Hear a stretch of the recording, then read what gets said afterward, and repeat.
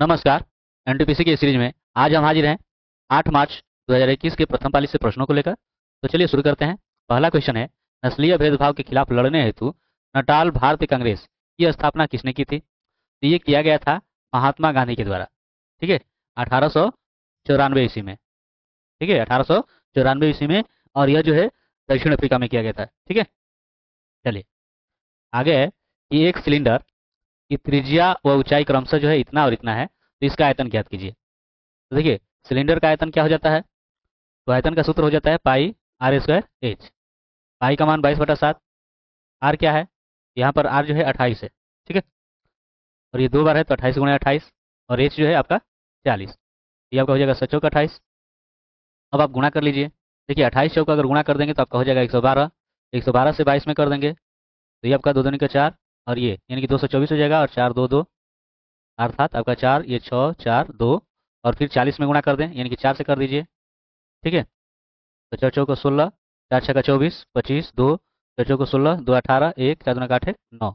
यानी 9 8 5 6 और इसमें का एक 0। इतना आपका सेंटीमीटर क्यूब हो जाएगा। ठीक है, अर्थात आपका चौथा हो जाएगा। ठीक है, चलिए आगे बढ़ते हैं।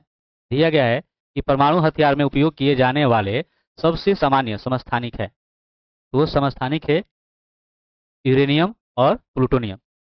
ठीक है, चलिए आगे। सार्वजनिक क्षेत्र के उपक्रमों के निजीकरण को इक्विटी के हिस्से को जनता को बेचकर के रूप में जाना जाता है।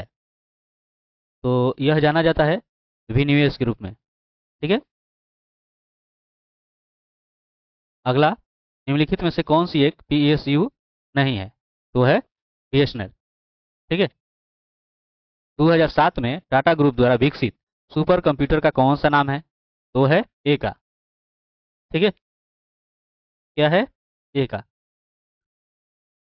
नेक्स्ट, यहाँ पर है छोलिया नृत्य का संबंध किस राज्य से है, ये आपको बताना है। तो छोलिया जो नृत्य है ये उत्तराखंड में जो है, ये उत्तराखंड के कुमाऊं क्षेत्र का जो है ये नृत्य है ना, कुमाऊं क्षेत्र का। और खास तौर पर जो है ये तलवार से नृत्य किया जाता है। और ये मुख्य रूप से बारात के साथ होता है या अन्य शुभ अवसरों पर भी। यहाँ पर देखिए, इसमें पूछा है कि 825 रुपये को इस अनुपात में अगर बांटा जाता है तो पहला भाग कितना होगा? तो पहले जो है इस अनुपात को जो है पूर्ण संख्या के रूप में कर लें। तो पहले इसका एलसीएम निकाल दें। एलसीएम कितना होता है? तो 3 जो है 9 में शामिल है ना, यानी 9 चौक आपका 36, इसका एलसीएम हो जाएगा। तो बस आप जो है 36 से जो समय कर दीजिए गुणा। ठीक है,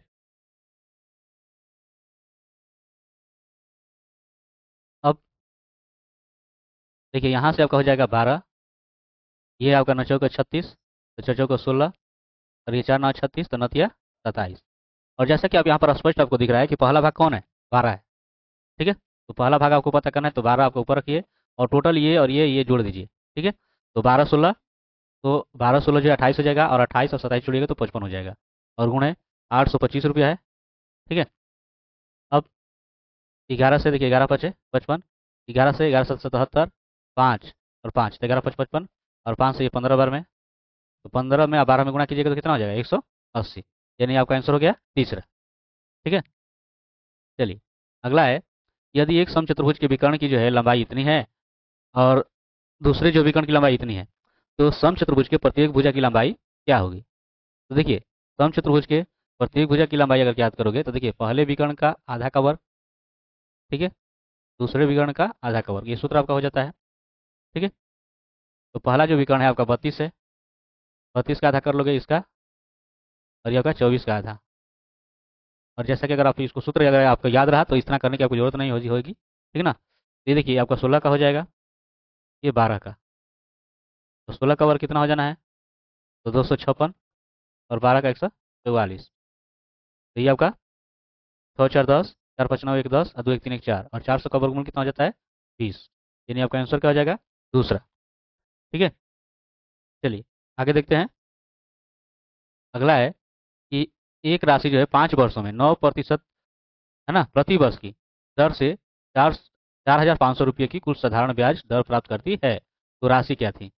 ठीक है, यानी यहाँ पर आपको मूलधन ज्ञात करना है। तो ठीक है, तो उसका क्या हो जाएगा? तो हो जाएगा ब्याज गुणे 100 और बटा में समय गुणे दर। ठीक है, तो यहाँ पर ब्याज जो है आपको 4500 दिख रहा है, ये 100, और समय आप देख रहे हो 5 है, और दर है 9। ठीक है, तो देखिए यहाँ से क्या आ जाएगा, 9 × 5 = 45। ठीक है, 5 से करोगे तो आपका 100 बार में, तो 100 में गुणा होगा तो कितना आ जाएगा, देखिए एक का एक हो जाएगा और दो जीरो, दो जीरो इसमें का है ना, यानी आपका हो गया पहला। ठीक है, चलिए अगले सवाल की ओर बढ़ते हैं।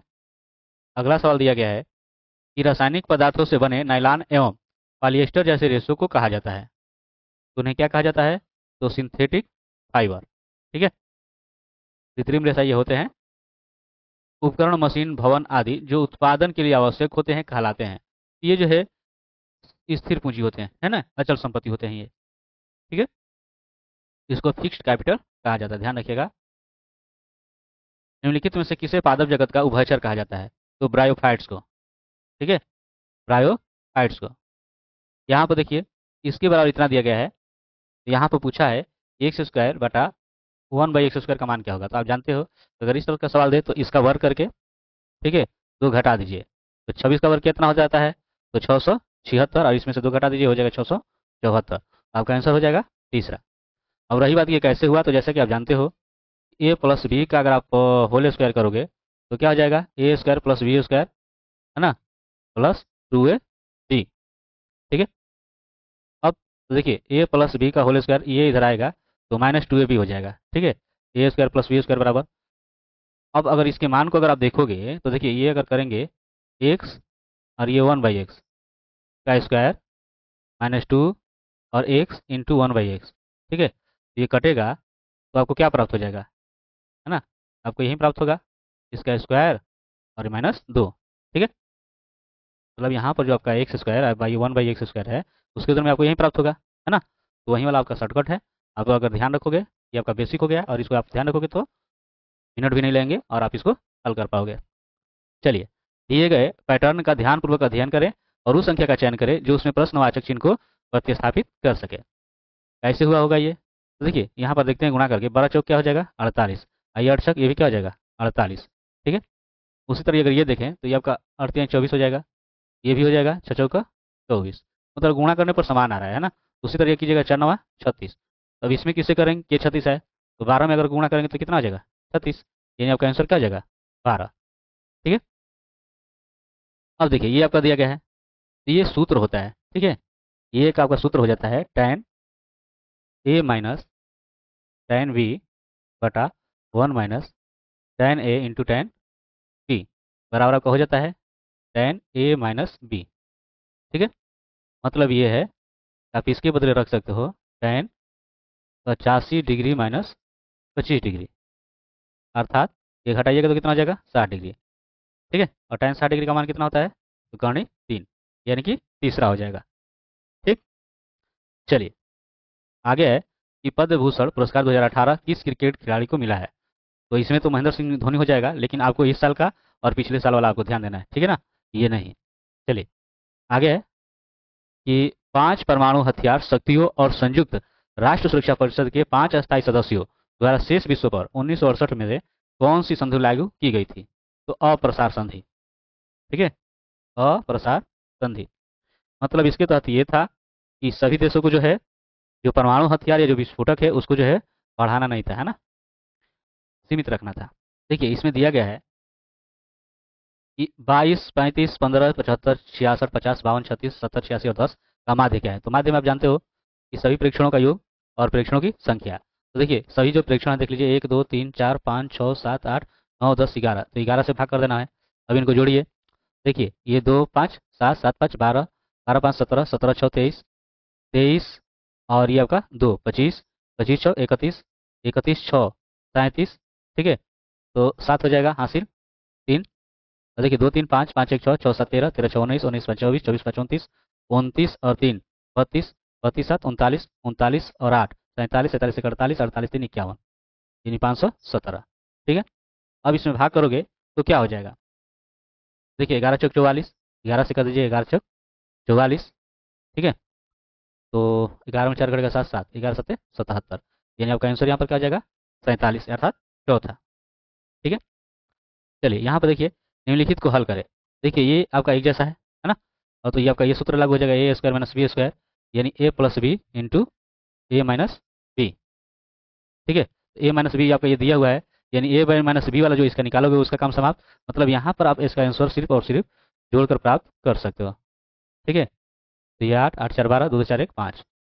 ठीक है, यानी आपका आंसर हो जाएगा तीसरा। ठीक है, चलिए आगे देखते हैं। यहाँ पर जो है ये पैटर्न दिया गया है और प्रश्नवाचक पर क्या आएगा ये आपको बताना है। देखते हैं, जैसे कि ये भाग जैसा कुछ है ना, ऐसा लग रहा है। अब पता नहीं, देखते हैं। 3 छक्का 18। ठीक है, 6। तो ये 2 3 5 और 5 1 6। मतलब इनको जोड़ने पर 6 हो रहा है, ये भाग देने पर 6 हो रहा है, इसको जोड़ने पर हो रहा है। देखते हैं कि ऐसे ही हो रहा है ये। 3 से इसमें कीजिएगा तो ये 14 या 42। और देखिए जोड़िए 3 4 7 और 7 7 14, यानी कि सही है ना। तो उसी तरह देखिए यहाँ पर आपको मान ज्ञात करना है। तो देखिए 11 और ये 3 14 और 14 6 20 हो जाएगा। कितना हो जाएगा? 20। ठीक है, तो 20 हो जाएगा, यानी कि इसमें गुणा कर दो 20 दूनी, ये आपका 40 हो जाएगा। आंसर क्या हो गया? दूसरा। अगला है कि सितेश और सुरेश ममेरे भाई हैं। ठीक है, और सुरेश की जो माता है गीता की एक बेटी समीक्षा है। ठीक है, और अंजलि जो है समीक्षा की बुआ है। ध्यान रखिएगा, गीता की बेटी समीक्षा है और समीक्षा की बुआ जो है अंजलि है। मतलब कि अंजलि क्या हो गई? गीता की ननद हो गई, है ना। अंजलि गीता से कैसे संबंधित है? तो गीता जो है, देखिए अंजलि जो है गीता क्या हो जाएगी? ननद। मतलब कि उसकी पति की बहन हो जाएगी। ठीक है, चलिए आगे बढ़ते हैं। यहाँ पर दिया गया है कि आयत गणनाओं के एक समूह का प्रतिनिधित्व कर रहा है जो सभी दिए गए समीकरणों में सामान्य है। शामिल गणनाओं की पहचान करें और उसी आधार पर चौथे समीकरण को हल करें। ठीक है, तो देखते हैं, किसी को भी ले लीजिए, पहले मिला लीजिए उसके बाद हल करते हैं। ठीक है, तो यहाँ पर आप देखिए कैसे हुआ होगा। तो ऐसे आप करेंगे तो आपको ये नहीं होगा। आप इसमें मान रखकर जो है इसको देख सकते हो। ठीक है ना, एक एक को देख लीजिए। यहाँ से पहले वाले को लेकर चलते हैं। देखिए ये जैसे है, ये आपको ए मानकर ये बी मानकर चलिए। तो देखिए यहाँ से कीजिएगा तो 7 या 21 हो जाएगा, और 21 1 22, और ए का मान 7 है, तो ये तो नहीं आ रहा है, मतलब ये आपका नहीं होगा। दूसरे में अगर देखिए उसी तरह से, तो 7 दिया यानी 21, और ये आपका हो जाएगा 7 3 यानी कि 10। आ रहा है? इतना नहीं आ रहा है, यानी ये भी नहीं होगा। ठीक है, उसी तरह दूसरे में देखिए ये आपका 7 3 10 हो जाएगा। ठीक है, और ये 7 या 21 और में से 1 हटाइए तो आपका 20 हो जाएगा, यानी 1/2 हो रहा है। तो ये भी आपका लागू नहीं हो रहा है। बचा ये, इसको भी चेक कर लीजिए। 7 या आपका 21 हो जाएगा, 21 से जोड़िएगा तो कितना हो जाएगा? 22। और ये देखिए 7 में से 3 घटाइए तो हो जाएगा 4। तो 2 से आपका 11, 11/2, मतलब ये वाला लागू हो रहा है। ठीक है, तो यहाँ पर आपका यही हो जाना है। ठीक है, ये लागू हो रहा है, यानी यही आपका आंसर हो जाएगा चौथा। ठीक है, पता नहीं ये आपको किस हिसाब से दिया हुआ है। ठीक, चलिए आगे है। 2011 की जनगणना के अनुसार भारत के किस शहर की जनसंख्या दूसरी सबसे बड़ी है? तो देखिए दूसरी सबसे बड़ी तो पहला जो है मुंबई है। ठीक है, और दूसरा है आपका दिल्ली, यानी कि आपका आंसर इसमें क्या हो जाएगा? चौथा। ठीक है, चलिए यहाँ पर है, कौन सा विकल्प जो है विषुवत रेखा का सबसे अच्छा वर्णन करता है, यानी विषुवत या भूमध्य रेखा का। ठीक है, तो यहाँ पर जो है पृथ्वी सूर्य के चारों ओर घूमती है। नहीं, तो इसका कोई मतलब नहीं बनता। और फिर है उत्तरी ध्रुव सूर्य की ओर झुका हुआ है, ये भी नहीं। कोई भी ध्रुव सूर्य की ओर झुका हुआ नहीं है। तो ध्यान रखने वाली बात है कि आप जानते हो कि विषुवत पर जो है सूर्य की किरणें सीधी होती है ना। मतलब वहाँ पर झुकने का कोई मतलब ही नहीं बनता। तो ये आपका आंसर यही हो जाएगा। ठीक है, ठीक, तो ये रहा है आपका 1 से लेकर 25 तक के प्रश्नों का हल। मिलते हैं नेक्स्ट वीडियो में नए प्रश्नों के साथ। तब तक के लिए धन्यवाद।